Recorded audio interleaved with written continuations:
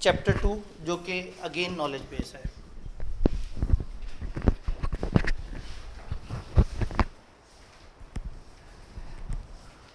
तो चैप्टर 2 की तरफ चलते हैं। चैप्टर 2 ऑडिट की अपॉइंटमेंट के वक्त का जिक्र कर रहा है। ऑडिटर का जो अपॉइंटमेंट वाला टाइम है उसके आसपास की चीज़ों को डील कर रहा है चैप्टर नंबर 2।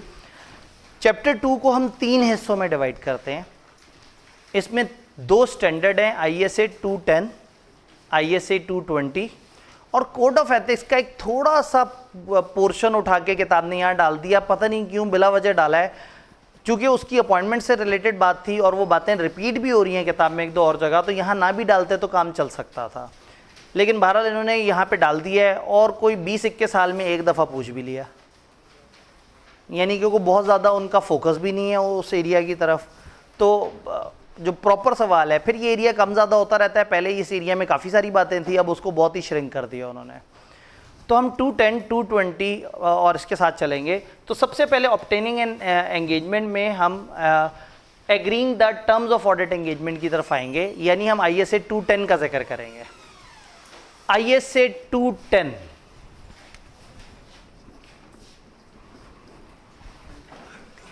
ISA 210 डील करता है ऑडिटर की अपॉइंटमेंट के टाइम को। जब ऑडिटर आता है तो ऑडिटर ने शुरू में क्या बातें करनी होती हैं, किन चीज़ों को एग्री करना होता है, किन चीज़ों के मुताबिक चलना होता है, उस सारे को यहाँ पे देखेंगे और फिर उसके मुताबिक काम करेंगे। लें जी, हमें ख़तरनाक एक्शन करने लगे हैं। माइक, ये तजर्बा अक्सर हमारा बहुत कामयाब नहीं होता, लेकिन अभी फीलिंग अच्छी आ रही है। आवाज़ स्पीकर से आ रही है या गले से आ रही है? स्पीकर से आ रही है, ठीक हो गया। गले से एम्पलीफाई होकर स्पीकर से आ रही है। तो हमने बात की कि ऑडिटर जब अपॉइंट होने जा रहा होगा तो अपॉइंटमेंट के वक्त वो क्या करेगा, किस तरह से। तो 210 का जो प्योर ताल्लुक है ना, वो ऑडिटर की अपॉइंटमेंट के वक्त की बातों से है। और ICAP को बहुत ही पसंद है। यूँ समझें कि हर 2-3 अटैम्प्ट्स में 1-2 दफ़ा जो है वो सवाल अपॉइंटमेंट के वक्त की कुछ सीधी सीधी बातों का पूछ लेते हैं। जब आप अपॉइंटमेंट की तरफ आएंगे, at the time of appointment, तो ऑडिटर क्लाइंट के सामने रखता है अपनी कुछ प्री कंडीशंस। नॉर्मली हम कहते हैं कि हर सर्विस प्रोवाइडर कुछ प्री कंडीशंस रखेगा अपने क्लाइंट के सामने। अगर एक शख्स किसी को सर्विस प्रोवाइड करने आया और वो एक प्रोफेशनल आदमी है, तो वो प्रोफेशनल आदमी दूसरे के सामने अपनी रखेगा प्री कंडीशन। प्री कंडीशन का मतलब ये है कि वो कहेगा ये कंडीशंस पूरी होंगी तो काम होगा, वरना काम नहीं होगा। फॉर एग्जाम्पल, हम एक टीचर से कहते हैं जी आपने आना है, आपने आके बच्चों को एक लेक्चर पढ़ाना है, तो वो टीचर आने से पहले कहता है अच्छा कमरे का माइक सही काम कर रहा है या नहीं कर रहा, कैमरा सही काम कर रहा है या नहीं कर रहा, मेरे पास कम से कम 3 मार्कर होने चाहिए, कम से कम कमरे में एक प्रोजेक्टर या LED होनी चाहिए, इतना बोर्ड होना चाहिए, ये सारी चीज़ें होंगी तो मैं आगे पढ़ाऊँगा वरना नहीं पढ़ाऊँगा। तो हम कहेंगे भाई आप टीचर हो, आप आके पढ़ा दो, आप ये क्या बातें कर रहे हो। तो कहेगा मैं आके पढ़ा तो दूंगा, लेकिन अच्छी क्वालिटी कब दी जा सकती है, जब ये सारी चीज़ें मौजूद हो। एक पेंट वाले से आप कहते हैं कि भाई आ जाओ हमारे घर के बाहर पेंट कर दो, वो कहता है भाई बारिश का मौसम चल रहा है, इस वक्त पेंट करवाएंगे पेंट ख़राब हो जाएगा। आप कहते हैं भाई मेरा घर है, मैं तुम्हें पैसे दे रहा हूँ, मैं तुम्हें कह रहा हूँ पेंट कर दो, तुम पेंट करके चले जाओ, पेंट ख़राब हो गया, तुम्हारा कसूर थोड़ी है, मेरा कसूर है। अगर वो एक अच्छा प्रोफेशनल आदमी है तो वो कहेगा नहीं भाई मैं आपके साथ धोखा नहीं कर सकता, आपको नहीं भी पता तो मुझे तो पता है कि आप गलत कर रहे हैं, तो वो सपोर्ट नहीं करेगा। इसका मतलब है हर अच्छा सर्विस प्रोवाइडर अपनी सर्विस प्रोविज़न के वक्त कुछ प्री कंडीशंस रखता है, कुछ बुनियादी कंडीशन अपने सामने वाली पार्टी के सामने रखता है और उनसे कहता है कि ये बुनियादी कंडीशंस पूरी होंगी तो मैं आपको सर्विस दूंगा, अदरवाइज मैं आपको सर्विस नहीं दूंगा। तो फिर ऑडिटर की क्या वो बुनियादी शर्तें हैं? ऑडिटर एंगेजमेंट से पहले, ऑडिटर एग्रीमेंट से पहले, ऑडिटर क्लाइंट के साथ इन्वॉल्व होने से पहले, क्लाइंट के साथ कॉन्ट्रैक्ट करने से पहले उनके सामने क्या बातें रख रहा है? वो 2 बातें हैं। 210 ये कहता है कि आपने 2 बातें क्लाइंट के सामने रखनी है। नंबर 1, क्या फाइनेंशियल रिपोर्टिंग फ्रेमवर्क एक्सेप्टेबल है या नहीं। आप उनसे कहेंगे मैं आपको ऑडिट नहीं शुरू करूंगा जब तक मुझे आपके फाइनेंशियल रिपोर्टिंग फ्रेमवर्क पे तसल्ली ना हो जाए। आप बताएं आपका फाइनेंशियल रिपोर्टिंग फ्रेमवर्क कौन सा है? फाइनेंशियल रिपोर्टिंग फ्रेमवर्क जो आप फॉलो कर रहे हैं, क्या आपको कानून ने बताया है, क्या सिचुएशन ने बताया है, आप किस किस्म का इदारा हैं और आपके ऊपर कौन सा फ्रेमवर्क एप्लीकेबल और आपने कौन सा चूज़ किया हुआ है। अगर क्लाइंट हो नॉट फॉर प्रॉफिट बेसिस और फ्रेमवर्क हो उसका प्रॉफिट इदारों वाला, तो एक अच्छी बात नहीं है। क्लाइंट करता हो बैंकिंग का काम और फ्रेमवर्क फॉलो कर रहा हो मैन्युफैक्चरिंग इदारे का, तो भी गलत हो जाएगा। इसका मतलब है कि आप कहेंगे कि मैं तुम्हारा ऑडिट कर ही नहीं सकता जब तक मैं तसल्ली में ना आ जाऊँ। और वो तसल्ली क्या है? वो तसल्ली ये है कि क्या आपका फ्रेमवर्क आपके यूज़र्स को सही से चीज़ें बता रहा है। फ्रेमवर्क कब एक्सेप्टेबल होगा? जब लॉ ने बताया हुआ, आप कहेंगे देखो लॉ ने बताया हुआ वो फॉलो कर लो। लॉ ने नहीं बताया तो आप उन्हें कहेंगे फलाना इंटरनेशनल फ्रेमवर्क है, बड़ा अच्छा है, आप इसको फॉलो कर लो, इससे चीज़ें कवर हो जाती हैं। हर वो फ्रेमवर्क जो क्लाइंट की नीड्स को पूरा कर रहा है आपके लिए एक्सेप्टेबल हो सकता है। अच्छी बात यह है कि हमारे सिलेबस में ये नहीं है कि एक फ्रेमवर्क कब एक्सेप्टेबल होता है कब नहीं होता, बट ये जुमला है कि दो प्री कंडीशन में से पहली प्री कंडीशन ये है कि उनका फ्रेमवर्क आपके लिए एक्सेप्टेबल होना चाहिए। नंबर 2, आप कहेंगे जी फ्रेमवर्क आपका मुझे समझ आ गया, अब मेरे से वादा करो, मुझे प्रेमाइज दो। वो कहेंगे जी प्रेमाइज क्या चीज़ है, हमने तो पहली दफ़ा सुना है। आप कहेंगे प्रेमाइज एक ऑफिशियल जार्गन है, ये एक वादा है 3 चीज़ों का। आप वादा करो कि आप समझते हो कि अकाउंट्स बनाना आपकी जिम्मेदारी है, इंटरनल कंट्रोल सेट करना और इंश्योर करना फाइनेंशियल्स को कि वो उसमें मसले ना हो, वो आपकी ज़िम्मेदारी है। और मैं जो इन्फॉर्मेशन एक्सप्लेनेशन जब आपसे मांगूँ, मुझे हर इन्फॉर्मेशन एक्सप्लेनेशन और अनरिस्ट्रिक्टेड एक्सेस देनी है तमाम लोगों से, और मैं जो जानना चाहूँ मुझे आपने रोकना नहीं है। अगर आप ये तीनों बातें मानते हैं तो आप लिख के दे दें कि आप ये तीनों बातें मानते हैं। तो पॉइंट ये है कि हम क्लाइंट को कहेंगे कि आपका फाइनेंशियल रिपोर्टिंग फ्रेमवर्क एक्सेप्टेबल होना चाहिए और प्रेमाइज मौजूद होना चाहिए। प्रेमाइज में ये 3 बातें, अगर इनमें से एक भी बात फॉलो नहीं कर रहे वो, तो आप ऑडिट एक्सेप्ट नहीं करेंगे। तो फ्रेमवर्क भी ठीक होना चाहिए और मैनेजमेंट एक्सप्रेसली एक वादा भी करे कि वो जिम्मेदारी लेते हैं। ऐसा ना हो कि ऑडिट ऑडिट करने आए और आपसे कहें ज़रा जल्दी से अकाउंट्स बना दो ताकि आप ऑडिट कर दो, तो आप कहेंगे भाई मेरी असाइनमेंट में अकाउंट्स बनाना नहीं है, मेरी असाइनमेंट में ऑडिट करना है, अकाउंट्स बनाना आपके ज़िम्मे है, उन अकाउंट्स की बेस पे ओपिनियन दे रहा मेरे ज़िम्मे है। तो एक्सेप्टेबिलिटी ऑफ फ्रेमवर्क, और नंबर 2 आप वादा करें कि अकाउंट्स, इंटरनल कंट्रोल और हमें हर तरह से फैसिलिटेट करना आपके ज़िम्मे है। आप ये वादा कर लें, हम आपका ऑडिट एक्सेप्ट कर लेते हैं। स्टैंडर्ड कहता है कि आपने एक ऐसा ऑडिट एक्सेप्ट नहीं करना जहां पे फाइनेंशियल रिपोर्टिंग फ्रेमवर्क अनएक्सेप्टेबल हो, या मैनेजमेंट आपके प्रेमाइस पे एग्री ना कर रही हो, या आपके स्कोप पे एक ऐसी लिमिटेशन इम्पोज कर रही हो जिसमें आप एंड पे ओपिनियन तक ना पहुंच सकें, आपको काम करने से रोक रहे हो, आपको बिला वजह रुकावट डाल रहे हो।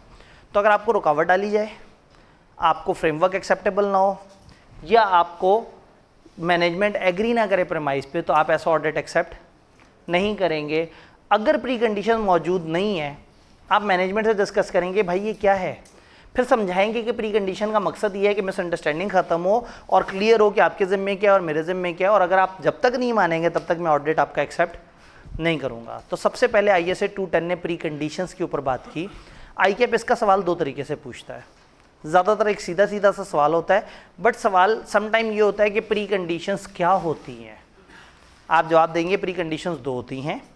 Number 1 financial reporting framework acceptable होना चाहिए, और नंबर 2 प्रेमाइज मौजूद होना चाहिए, और प्रेमाइज के अंदर ये 3 वादे होते हैं जो हमने पीछे पढ़े। सवाल यूं भी आ सकता है कि बताओ ऑडिटर कैसे इंश्योर करेगा कि प्री कंडीशंस मौजूद हैं।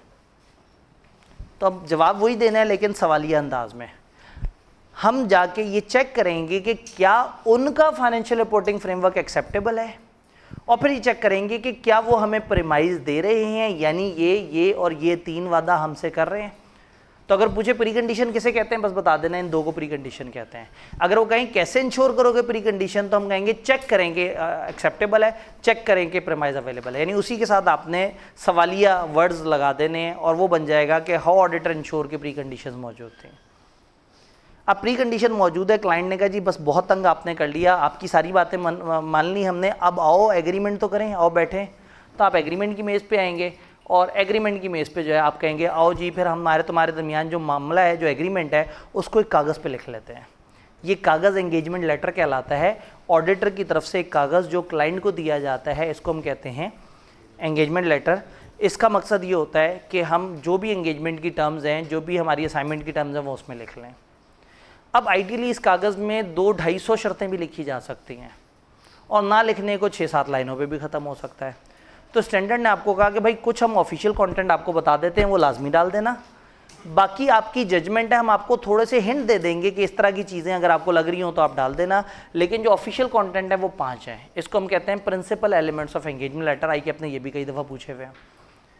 ये 5 प्रिंसिपल एलिमेंट्स कौन से हैं भाई? ऑडिट का ऑब्जेक्टिव और स्कोप क्या है, कौन सी कंपनी के कौन से ईयर का कौन सी चीज़ों का ऑडिट हो रहा है, तो स्कोप तय होगा। सबसे पहले तय होगा कि ये वाली कंपनी का स्कोप में लिखा होगा हम ऑडिट कर रहे हैं, ये रिव्यू नहीं है। स्कोप में तय होगा इस कंपनी का ऑडिट है, स्कोप में तय होगा इस कंपनी की किस चीज़ का ऑडिट है, तो स्कोप तय होगा कि ऑडिट किस चीज़ का हो रहा है। फिर ऑडिटर की रिस्पॉन्सिबिलिटीज़ बताई जाएंगी, फिर मैनेजमेंट की रिस्पॉन्सिबिलिटीज़ बताई जाएंगी, फिर फ्रेमवर्क बताया जाएगा कि मैं ऑडिट किस फ्रेमवर्क के मुताबिक करूंगा, आपका कौन सा फ्रेमवर्क होगा जिसके मुताबिक। याद है हमने कहा था ऑडिट ओपिनियन एक फ्रेमवर्क को देख के बनाई जाती है, क्राइटेरिया होगा ही नहीं तो आप कैसे बताएंगे कि सब्जेक्ट मैटर ठीक है या नहीं, आपको ऑब्वियसली क्राइटेरिया चाहिए, तो फ्रेमवर्क होना चाहिए। और देन यूजर्स को एक हल्का सा आइडिया दे देना है expected form and content of any report to be issued. अगर एक शख्स को आप कहते हैं ना कि आप आए हमारा ये बेंच टूटा हुआ है इसे ठीक कर दें, वो आएगा तो जब वो जा रहा होगा तो हम क्या ऐसा देखेंगे हमें समझ आए कि हमारा काम हो गया?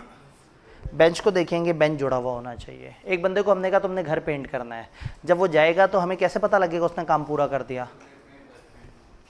अब एक ऑडिटर ने तो आके चीज़ों को चेक करना है और उसने जाते जाते हमें रिपोर्ट देनी है।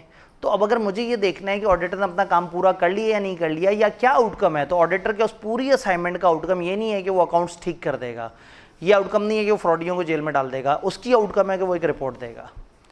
अब फॉर एग्जांपल एक क्लाइंट है, उसे पता ही नहीं कि ऑडिटर अपनी रिपोर्ट में क्या लिखता है और वो बेचारा सोच रहा हो कि ऑडिटर की रिपोर्ट जब आएगी तो वो तो बड़ी कमाल एब्सोल्यूट लेवल की एश्योरेंस होगी। तो क्लाइंट को आप एंगेजमेंट लेटर में एक रेफरेंस दे देते हैं, आइडिया दे देते हैं कि भाई मैं ISS 700 वाली रिपोर्ट दूंगा आपको, मैं कंपनी लॉ वाली रिपोर्ट दूंगा आपको, मैं फलाना तरह की रिपोर्ट दूंगा आपको, और उसमें मोटी मोटी ये 8-10 बातें होंगी। तो expected form and content of report to be issue, भाई आज मैं रिपोर्ट तो नहीं बता सकता कि रिपोर्ट में क्या लिखूंगा, मैं एक्सपेक्टेड उसकी शक्ल क्या होगी और उसमें मोटी मोटी क्या बातें डिस्कस हो रही होंगी वो मैं उन्हें रेफर कर सकता हूँ, ताकि मेरे क्लाइंट के साथ गलत फहमी ना हो, उसको एंड पे अचानक से ना पता लगे कि अगर हमें पता होता है एंड पे आपने ये 1.5 कागज़ देना है तो हम खामखा 15 लाख रुपए ना खर्च करते। हमारा तो ख्याल था आप अकाउंट्स बना देंगे, आप ऐसा कर देंगे वैसा कर देंगे। तो दिस इज़ इंपॉर्टेंट कि शुरू में स्कोप तय हो जाए, ऑडिटर की जिम्मेदारी तय हो जाए, मैनेजमेंट की जिम्मेदारी तय हो जाए, फ्रेमवर्क तय हो जाए, और फाइनल आउटपुट मेरा किस शक्ल का होगा या किस तरह के स्टैंडर्ड के मुताबिक होगा वो शुरू में तय हो जाए। ये हैं आपके एंगेजमेंट लेटर के प्रिंसिपल कंटेंट्स। फिर इसके बाद आ जाते हैं आपके ऑप्शनल कंटेंट। ऑप्शनल कंटेंट में जजमेंट इन्वॉल्व है। जब आप सेशन के स्टार्ट में ये वाली बातें पढ़ते हैं तो इनमें से कुछ समझ आती हैं, कुछ नहीं आती, लेकिन जब पूरा सिलेबस ख़त्म करने के बाद आप इस लिस्ट को देखेंगे तो बहुत सारे पॉइंट्स आपके जहन में रह जाएंगे। इस लिस्ट को याद करने की कोई ज़रूरत नहीं है, इसको इस लेवल पे समझा हुआ हो कि पेपर में अगर वो पूछें तो आप थोड़ा सा इनमें से 3-4-5 पॉइंट्स बताने की पोजीशन में हो। ये वो पॉइंट्स हैं जहाँ वो कहते हैं कि आपकी जजमेंट है। एक क्लाइंट है जो एंड पे आपको लग रहा है कि लड़ेगा कि ये क्या बात हुई कि पर आवर बेसिस पे पैसे पे हो रहे हैं, तो हो सकता है वो एंड पे लड़े, तो शुरू में उसके साथ तय कर लें भाई मेरी बिलिंग किस तरह से होगी। आपने आधे पैसे एडवांस में लेने और आधे बाद में लेने, तय कर लें। आपने क्लाइंट से नॉर्मल ख़तों किताबत के अलावा 3-4 और बातें मांगनी है, तय कर लें। आपको क्लाइंट की कुछ खास बंदों की कुछ खास टाइम तक ज़रूरत रहेगी, आपको इंटरनल ऑडिटर की ज़रूरत पड़ेगी, आप एक्सपर्ट मंगवा रहे होंगे, उसका खर्चा क्लाइंट ने देना होगा। एक ऑडिट में इतनी सारी ऐसी बातें होती हैं जो इम्प्लाइड होती हैं। इम्प्लाइड क्या होता है? छुपी हुई होती हैं, एज्यूम की जाती हैं कि एक ऑडिटर आ रहा है तो ये सारे काम करेगा। बट जब आपको मिल जाए एक लीचड़ किस्म का क्लाइंट जो हर बात पे कहे ये कहाँ लिखा हुआ है, ये कहाँ लिखा हुआ है, ये तो नहीं तय हुआ था, ऐसा तो नहीं हो सकता, यूँ तो नहीं हो सकता, तो स्टैंडर्ड आपको सजेस्ट करता है कि जहाँ आपको जजमेंट कहे वहाँ जितनी ज़्यादा चीज़ें लिख दो उतना अच्छा है। ये नहीं इन 5 बातों में तो सोचना ही नहीं ना, ये तो जजमेंट है ही नहीं, ये 5 बातें तो आपने हमेशा करनी है। उसके अलावा उन्होंने एक लिस्ट ऑफ थिंग दे दी कि अगर आप मोर डिटेल बताना चाहें, कोई और कम्युनिकेशन का जिक्र करना चाहें, कुछ की ऑडिट मैटर का रेफरेंस देना चाहें, इसके ऊपर कल इंशाल्लाह हम स्टैंडर्ड पढ़ रहे होंगे, इनहेरेंट लिमिटेशन का तस्करा करना चाहें, प्लानिंग के बारे में बात करना चाहें, मैनेजमेंट से आपको राइटिंग में क्या क्या चाहिए होगा उसकी एक्सपेक्टेशन, यानी कुछ भी एक्स्ट्रा बातें, बिलिंग अरेंजमेंट, कोई और ऐसी एक्नॉलेजमेंट, कोई ऐसी चीज़ कि हम आपसे इस खत का जवाब लेंगे, या इस तरह से जो जो बातें आपकी जजमेंट आपको कहती है एडिशनली, अगर चाहें, ये बार बार मैं बोल रहा हूँ, ये मैंडेटरी कॉन्टेंट नहीं है, अगर आप चाहें तो कुछ additional content if you may feel appropriate तो आप इस तरह से कर सकते हैं। तो इसके अंदर ज़रूरी नहीं कि ये लिस्ट याद की जाए, पेपर में बैठ के आप अपनी जजमेंट से भी बहुत सारी बातें ऐड कर सकते हैं कि अगर ऑडिटर चाहे तो इस तरह की चीज़ की बात भी कर सकता है। तो सबसे पहले हमने पढ़ा प्री कंडीशंस क्या होती हैं, फिर हमने पढ़ा कि एंगेजमेंट के टर्म्स क्या होते हैं, एंगेजमेंट के प्रिंसिपल टर्म्स हमें समझ आ गए और एडिशनल टर्म्स हमें समझ आ गए। यहाँ पे मैं रुक के एक दफ़ा पूछूंगा अगर कोई सवाल है, यहाँ पे कोई चीज़ जो नहीं समझ आ रही। जी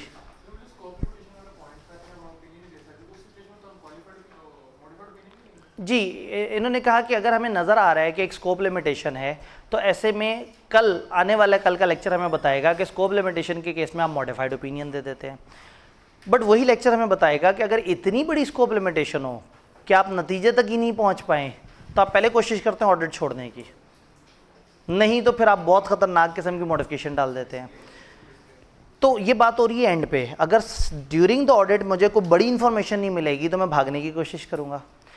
इस वक्त बात हो रही है ऑडिट के स्टार्ट की। अगर स्टार्ट पे मुझे क्लाइंट आके कह देता है कि आपको ये काम हम नहीं करने देंगे, तो ये इस वक्त राइट टाइम है, इजी टाइम है, बजाय इसके कि पूरा ऑडिट करने के बाद एंड पे रिपोर्ट ख़राब करूँ, मैं आज इनको ऑडिट एक्सेप्ट ही ना करूँ।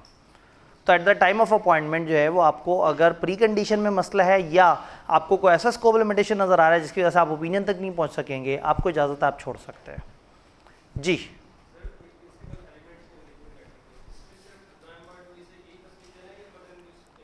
जी, अगर पेपर में आए तो बस इसको इतना ही लिखना है जितना लिखा हुआ है कि मैनेजमेंट की जिम्मेदारी, ऑडिटर की जिम्मेदारी, वो सारी बताने की कोशिश नहीं करनी, क्योंकि इस पोर्शन ने हमें इतना ही बताया है कि बस ये 5 प्रिंसिपल एलिमेंट्स हैं। जी, एंगेजमेंट और उसके टर्म्स समझ आ रहे हैं। अब यहाँ पे बात आती है कि क्या ये टर्म्स आपको बदलने होंगे, क्या ऑडिट के दौरान ये टर्म्स बदलने हो सकते हैं, क्या ऐसा हो सकता है कि आप अगले ऑडिट पे फिर से चीज़ों को चेंज करें। ये 2 अलग सिनेरियोज़ हैं। एक सिनेरियो ये है कि मैं ऑडिट कर रहा हूँ और अगला ऑडिट भी मुझे ही मिल रहा है। सवाल ये है कि अगले ऑडिट पे मैं दोबारा से नया एंगेजमेंट लेटर दूँ या पिछले वाले से काम चला लूँ। भाई ये भी तो हो सकता है, भाई अगर मैं 7-8 साल से इनको ऑडिट कर रहा हूँ और हर दफ़ा ऑडिट का स्कोप भी वही है, हर दफ़ा मैनेजमेंट की जिम्मेदारियाँ भी वही हैं, ऑडिटर की जिम्मेदारियाँ भी वही हैं, फ्रेमवर्क भी वही है और एक्सपेक्टेड जो कंटेंट है रिपोर्ट के वो भी वही हैं, और अगर हमारा फ़ी का अरेंजमेंट भी एक ही ख़ास तरह का चला आ रहा है, तो अगर सब कुछ सेम चला आ रहा है और एक कंपनी का हम पिछले 7-8 साल से बार बार हर साल अपॉइंट हो जाते हैं, हमने ये कहा था ना ऑडिटर अगली दफ़ा भी विलिंग होता है, अगर वो अपॉइंट आप कर लें तो वो अपॉइंट हो सकता है। तो अगर हम हर साल ही अपॉइंट हो रहे हैं तो कितना ही अच्छा होता कि पहले साल हम लिख देते कि ये हमारा एंगेजमेंट लेटर हमारा तुम्हारा तब तक वैलिड है जब तक हम तुम्हारा ऑडिट करते रहेंगे, या अनलेस हमने बैठ के खुद ही से इसको चेंज कर लिया। तो स्टैंडर्ड ने अलाउ किया है कि फॉर ईच रिकरिंग ऑडिट आप पिछले एंगेजमेंट लेटर को यूज़ कर सकते हैं, ये इजाज़त है। स्टैंडर्ड कहता है कि वैसे तो ये इजाज़त है कि आप रिकरिंग ऑडिट पे वही एंगेजमेंट लेटर यूज़ करें, बट एहतियातन हर ऑडिट के स्टार्ट में एक दफ़ा देख लो कुछ ऐसे सर्कमस्टांसेस चेंज तो नहीं हुए which generate the need for new information, क्या कोई मिसअंडरस्टैंडिंग तो नहीं आना शुरू हो गई। तो ऐसे में रिकरिंग ऑडिट पे दोबारा से एंगेजमेंट लेटर दें या ना दें, किताब ने कुछ फैक्टर्स हमें बता दिए। वो कहते हैं कि आपने हर दफ़ा असेस करना है कि कुछ ऐसे सर्कमस्टांसेस रिवीजन तो नहीं डिमांड कर रहे, क्या मैनेजमेंट को रिमाइंड करने की ज़रूरत तो नहीं। ये तो बात कर दी उन्होंने जेनेरिक, और स्पेसिफिकली उन्होंने कहा कि ये वो फैक्टर्स हैं जिसकी वजह से शायद आपको ज़रूरत लगे कि हमें एंगेजमेंट लेटर रिवाइज कर देना चाहिए। एक इंडिकेशन कि एंटिटी मिसअंडरस्टैंड कर रही है ऑब्जेक्टिव और स्कोप को, आपने ऑडिट किया और ऑडिट के एंड पे उन्होंने कहा ये आपने क्या किया, हमारा तो नहीं ख्याल ये ऑडिट होता है। तो अगली दफ़ा आपको चाहिए कि आप स्कोप वाली चीज़ को फर्दर एलेबोरेट करके अच्छी तरह से अपनी रिपोर्ट में एंगेजमेंट लेटर में 4 सफ़े तक तो बताते रहें कि ऑडिट क्या है और मैं कौन से स्टेप्स करूँगा, ताकि उनको अच्छी तरह से समझ आ जाए और कोई गलतफहमी ना हो। कोई रिवाइज या स्पेशल टर्म्स ऑफ एंगेजमेंट है तो आपको चेंज करना पड़ सकता है। कोई सीनियर मैनेजमेंट चेंज हो गई, हमारी फर्म के कुछ बड़े चेंज हो गए, जिन्होंने साइन किया था वो चले गए, नए बंदों को पता ही नहीं कि ऑडिट किस बेसिस पे हो रहा है, उनके बड़ों में चेंज आ गई, एंटिटी के बिजनेस में, नेचर में, साइज़ में चेंज आ गई, कोई लॉ की रिक्वायरमेंट चेंज हो गई, फ्रेमवर्क में चेंज आ गया, अदर रिपोर्टिंग रिक्वायरमेंट में चेंज आ गया, आसान अल्फाज में कोई भी चेंज आ गया, कोई भी ऐसा चेंज जिसकी वजह से पिछला कागज़ बेकार हो गया है तो अब आपको नया कागज़ देना पड़ेगा। अदरवाइज यू आर अलाउड कि आप एक एंगेजमेंट लेटर रिकरिंग ऑडिट पे रिकरिंग बार बार होने वाला ऑडिट, तो बार बार होने वाले ऑडिट में आप वही एंगेजमेंट लेटर इस्तेमाल कर सकते हैं। इसी से मिलता जुलता टॉपिक है change in terms of engagement. भाई रिकरिंग ऑडिट में तो आपने साइन शाइन चीज़ें वगैरह चेंज कर दी, व्हाट इफ़ के एक रिकरिंग ऑडिट पे जाते हुए या एक चलते हुए ऑडिट के बीच में क्लाइंट कहता है 1 मिनट रुक जाए, टर्म्स चेंज कर लेते हैं।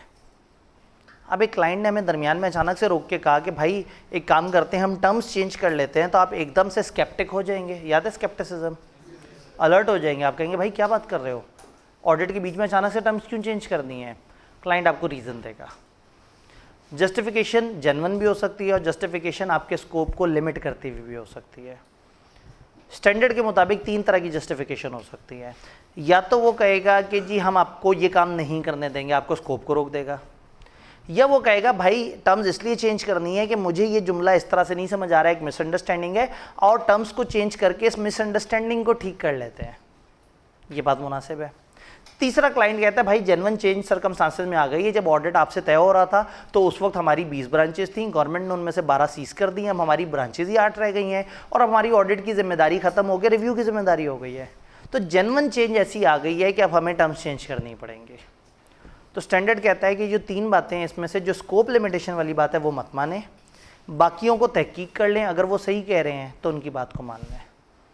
तो यहाँ पे दिस कैन हैपन कि entity might in certain circumstances ask auditor to change the terms of audit. क्यों? या तो जेन्युइन चेंज आई है सर्कमस्टांसेस में, या कोई मिसअंडरस्टैंडिंग है, या कोई लिमिटेशन ऑन द स्कोप है। आखिरी पॉइंट को छोड़ के ऊपर वाले 2 पॉइंट में ऑडिटर जस्टिफिकेशन और रीजनेबलनेस देखेगा। अगर रीजनेबल रिक्वेस्ट है तो रिवाइज कर देगा और उसके ऊपर काम करेंगे। फर्ज करें उनकी रिक्वेस्ट रीजनेबल नहीं लगी और आप नहीं मान रहे और वो कह रहे हैं नहीं हम तो चाहते हैं टर्म्स चेंज, और आप कह रहे हैं मैं चाहता हूँ टर्म्स चेंज ना हो, तो ऐसे में क्या होगा?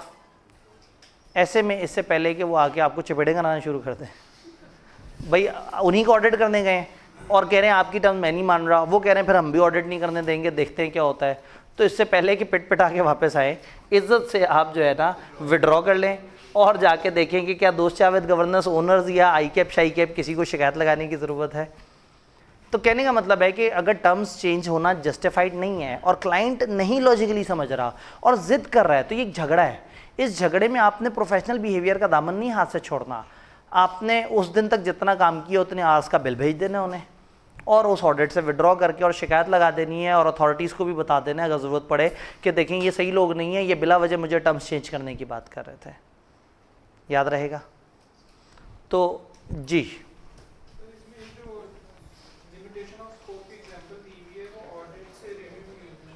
ठीक है,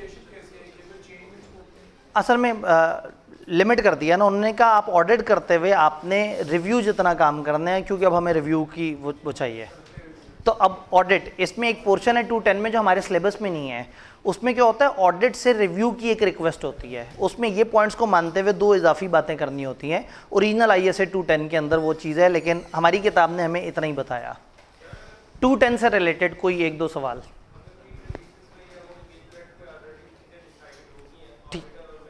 ठीक है जी, अगर ऑडिटर और मैनेजमेंट में ये चीज़ डिसाइड हो गई है कि ये प्री कंडीशंस होंगी तो ऐसा क्यों होगा कि ऑडिटर इसको फॉलो ना करे?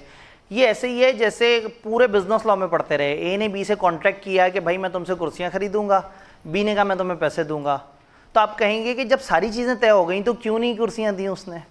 This happens in natural world कि 2 पार्टीज आपस में मिलकर एग्री करते हैं और बाद में for any intention for any other reason वो मुआहदे की खिलाफवर्जी करते हैं। तो हम ये कह रहे हैं कि हमारा उनसे मुआहदा हुआ, अब वो कह रहे हैं आओ मुआहदे में मिल के चेंज कर लें और मुझे नहीं समझ आ रही उनकी चेंज, तो अगर मुझे समझ नहीं आ रही तो वो मुआहदा मैं तोड़ के उनके ऊपर कंपनसेशन का दावा कर सकता हूँ। तो दिस हैपन्स के हो सकता है कि ऑडिट जब शुरू हुआ तो ऑडिटर को लाइट ले रहे हो, ऑडिटर चला गया बहुत ही गहराइयों में, और ऑडिटर जब उस गहराई में पहुंचते पहुंचते वो क्या कहते हैं ओशियन गेट तक पहुंच गए हो, तो आपको समझ आ गया कि इससे आगे तो जो है ना इसे मर जाना है, तो आप उसको शायद जो है वो वहाँ से बचाने की कोशिश करें। शायद डायरेक्टर्स को लगे कि ये मामला जो है ना बहुत ऊपर हो गया है, ये ऑडिटर वाकई में ऑडिट करना शुरू हो गया है, तो अगर इससे आगे पहुंचा तो जो मेरी रिलेटेड पार्टी ट्रांजैक्शन है वो भी सामने आ जाएगी। तो हो सकता है वो मैनेजमेंट के लोगों से कहे कि ऑडिटर बिला वजह टाइम वेस्ट कर रहा है, ऑडिट पूरा नहीं कर सकेगा, इसको रोको, इसको को आप इस एरिया पे इससे ज़्यादा काम ना करें, आपके पास टाइम नहीं है। तो there can be any pathetic reason behind that, but अगर ऑडिटर को जस्टिफाइड लगती है तो ठीक है, नहीं जस्टिफाइड लगती तो आप उनकी बात नहीं सुनेंगे। जी क्या सेम ऑडिटर हर बार अपॉइंट हो सकता है? अगर हमने ये एज्यूम करना है कि हमने उतना ही पढ़ना है जो हमारी किताब में लिखा है तो एक ऑडिटर लाखों दफ़ा अपॉइंट हो सकता है। हर ऑडिटर अनलिमिटेड टाइम्स अपॉइंट हो सकता है दोबारा, अगर मैं कैफ लेवल तक जितना पढ़ा हुआ है उसी को जहन में रखूँ। मैंने एक चीज़ पहले बताई थी, दोबारा बताता हूँ फॉर अंडरस्टैंडिंग। लिस्टेड कंपनी में कोड ऑफ कॉर्पोरेट गवर्नेंस की रिक्वायरमेंट है और रूल बुक की रिक्वायरमेंट है, हमारे सिलेबस में नहीं है। वो कहते हैं कि 5 साल से ज़्यादा एक ऑडिटर से ऑडिट मत करवाओ। तो फिर क्या होता है, 5 साल बाद पार्टनर चेंज हो जाता है, दूसरा पार्टनर ऑडिट शुरू कर देता है, फिर 5 साल बाद पहला पार्टनर फिर से ऑडिट शुरू कर देता है, तो पार्टनर खेलते रहते हैं। बट लिस्टेड कंपनी अगर फाइनेंशियल सेक्टर में है तो फिर पूरी फर्म बदलनी पड़ती है 5 साल बाद। तो ये लिमिटेशन है कि 5 साल बाद आपने ऑडिटर बदलना होता है लिस्टेड कंपनी में, बट वो लिमिटेशन हमारे सिलेबस में कहीं डिफाइंड नहीं है। तो ये जुमला हमारे सिलेबस के लिए वैलिड है कि एक ऑडिटर जितनी मर्जी दफ़ा के लिए रीअपॉइंट हो सकता है, अगर वो एलिजिबल है और मसला नहीं है तो वो बार बार रीअपॉइंट हो सकता है।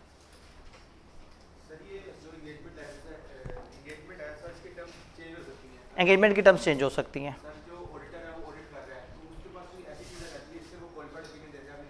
ठीक है,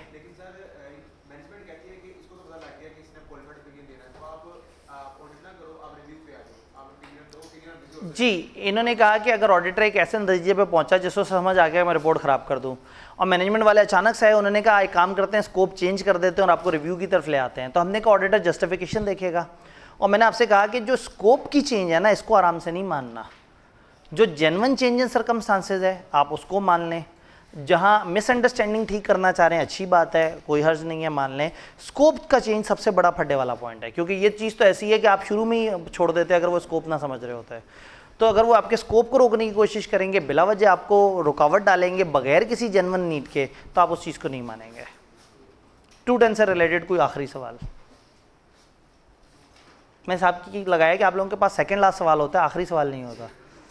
ठीक है, आगे चलते हैं। बहुत ही मज़ेदार सा स्टैंडर्ड ISA 220।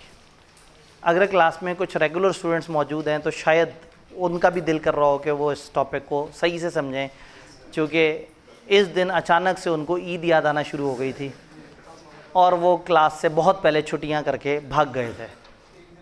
तो हमने उस दिन जो है उस 250 एनरोलमेंट वाली क्लास में, जिसमें ऑनलाइन फिजिकल मिला के थे, तो फिजिकली 150 प्लस जो स्टूडेंट थे उनमें से 8 बच्चे उस दिन क्लास में आए हुए थे, क्योंकि उनको घर जाने की जल्दी थी।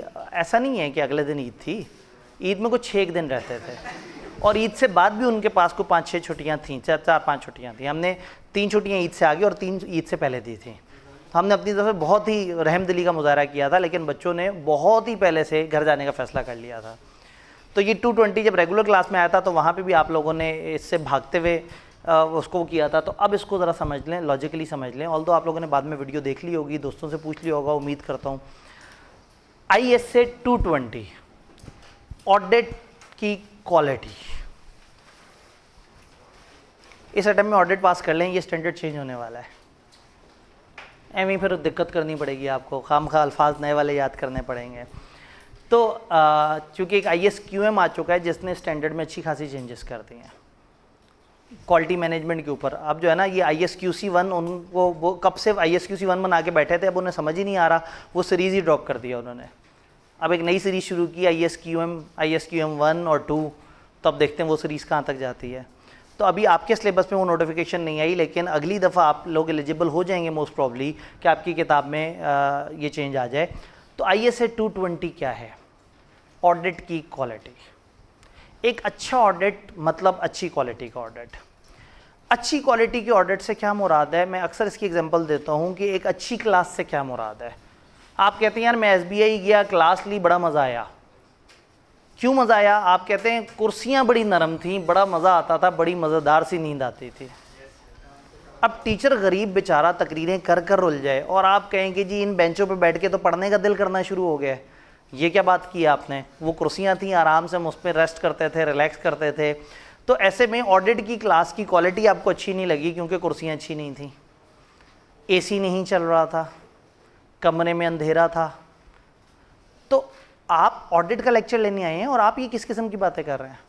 इसलिए कि आपके नज़दीक एक ऑडिट के लेक्चर की क्वालिटी तब अच्छी होती है जब वो अच्छे एनवायरनमेंट में दिया जाए, आप इजी होकर लेक्चर सुन रहे हो, आप रिलैक्स बैठे हुए हो, टीचर पढ़ाने वाला भी अच्छा हो, आपको कॉन्सेप्ट समझ भी आ रहा हो और आप उसको किताब से ट्रेस भी कर सकें। तो अच्छी क्वालिटी का लेक्चर तब होगा जब आप उसके अंदर ये फीचर्स पूरे कर सकें।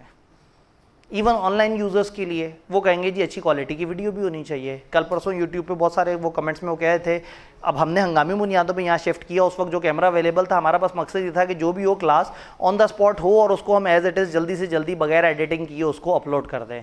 अब ज़ाहिर है जो उस हबड़ दबड़ में जल्दी में अपलोड किया जाता है वो उतनी अच्छी क्वालिटी का नहीं होता। एक तरफ कॉलेजेस एक एक हफ्ता बैठ के उसके ऊपर सारी सेटिंग और वो सारा वो काम करते हैं, एक ये है कि हमने डेली बेसिस पे अपलोड करना है। लेकिन कहने का मतलब है कि घर बैठा यूज़र कह रहा है मज़ा नहीं आया ऑडिट की क्लास का। मैंने कहा पता नहीं मैंने कौन सी एग्जांपल हल्की दे दी, तो उसने कहा सर वो वीडियो का जो क्वालिटी थी वो अच्छी नहीं थी। तो यूज़र के लिए वीडियो की क्वालिटी भी इंपॉर्टेंट है, यूज़र के लिए क्लास का एनवायरनमेंट भी इंपॉर्टेंट है, यूज़र के लिए टीचर भी थोड़ा थोड़ा सा इंपॉर्टेंट है। यूज़र चूँकि ऐसा ही लग रहा होता है जो हर चीज़ पे इतने परेशान होते हैं सवाई टीचर के। तो कहने का मतलब ये है कि अच्छी क्वालिटी की क्लास, अच्छा अच्छी क्वालिटी का बेंच कैसा होता चाहिए इस वक्त जो आप जिस चीज़ पे दुखी हुए हैं ना, अच्छी क्वालिटी का बेंच वो जिस पे फोम कम से कम डबल लगा हुआ हो, जिस पे टांग रख सके। मतलब हमें लगा अच्छी क्वालिटी वहाँ आएगी जहाँ आपको नीचे किताबें रखने की भी एक जगह मिल जाए, बस्ते रख सकें, किताबें रख सकें, और कुछ नहीं तो अपने मोबाइल और कैलकुलेटर रख सकें। जी बैक स्ट्रेट है, यानी आप वाकई ही पढ़ाई वाले मोड में आ जाते हैं। मैंने कहा नहीं सर जो है ना, मैं एक बात बताऊं, इस कमरे में जब भी बिगिनर बच्चों की क्लास हुई है उनमें कभी मसला नहीं हुआ, और जब भी सीनियर बच्चों की क्लास हुई है उन्हें मसला हुआ है। ऐसे ही है। और मैंने आपको पहले दिन बताया था कि आप लोग बन गए धूष, आप में डशकरे, आप हो गए हट्टे कट्टे, मतलब ना पढ़ के आप लोग जो है ना बड़े तगड़े हो गए हैं। वो नन्हे बच्चे आते हैं, वो बाकी FSC के बिल्कुल पतले दुबले से बच्चे होते हैं, कोई टेंशन ही नहीं होती उनको दुनिया में। तो वो मतलब मुझे तो लग रहा होता है वो एक बेंच पे 6 भी आ जाएंगे। तो वो आप लोग ऑडिट तक पहुँचते पहुँचते पता नहीं क्यों आप लोग जो है ना वो बहुत ज़्यादा फैल जाते हैं। मैं हिसाब लगाया कि ऑडिट की क्लास के बच्चे नॉर्मली बाकी क्लास के बच्चों की निस्बत ज़रा ज़्यादा बड़े नज़र आ रहे होते हैं, शायद वो एज वाइज काफ़ी बड़े हो चुके होते हैं। नहीं ओफेंडेड तो नहीं फील कर रहे वो जो वो 21 साल वाली बात चल रही है सोशल मीडिया पर। वो रात कुछ बच्चों ने मुझे बड़े दुख के साथ टैग किया हुआ, मैंने कहा पता नहीं कहाँ टैग कर दिया, कोई सवाल होगा तो देखा तो एक बंदे ने बताया हुआ था कि मैंने 21 साल की एज में क्वालिफाई कर लिया अल्हम्दुलिल्लाह, और नीचे सारे बच्चे रो रहे थे, हो ही नहीं सकता, झूठ बोल रहा है, ऐसे ये कैसे हो सकता है, इसने क्या मतलब वो 5वीं क्लास से पढ़ना शुरू कर दिया था और ये तो देखने से भी पढ़ाकू नहीं लगता, ये किस तरह से। अब वो बजाय इसके कि वो अप्रिशिएट करें वाह ज़बरदस्त बेहतरीन, वो कह रहे हैं नहीं टाइम टेबल, वो अगर टाइम लाइन के हिसाब से देखिए ये इम्पॉसिबल लग रहा है, और ये अच्छा कुछ कहते हैं कैसे पॉसिबल है, मैं 22 साल का हूँ, मेरा कैफ का अभी तक पेपर पास नहीं हुआ, ये कैसे पॉसिबल है।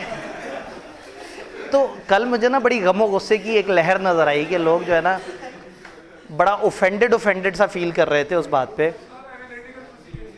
जी एनालिटिकल प्रोसीजर जो है वो लगा के देख रहे थे कि किस तरह से होगा, इसने कौन सी एज में FSC की होगी, किस तरह से होगा। पता है स्टूडेंट्स जो है ना, स्टूडेंट्स को ये फैक्ट हजम नहीं होता कि कोई जल्दी पास कर जाए।